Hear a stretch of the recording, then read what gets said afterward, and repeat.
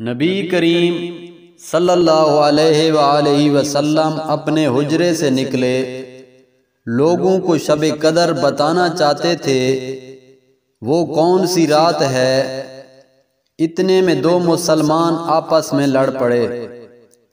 आप सल्लल्लाहु अलैहि वसल्लम ने फरमाया, मैं तो इसलिए बाहर निकला था कि तुमको शब कदर बतलाऊं, और फलां फलां आदमी लड़ पड़े तो वो मेरे दिल से उठा ली गई, और शायद इसी में कुछ तुम्हारी बेहतरी हो।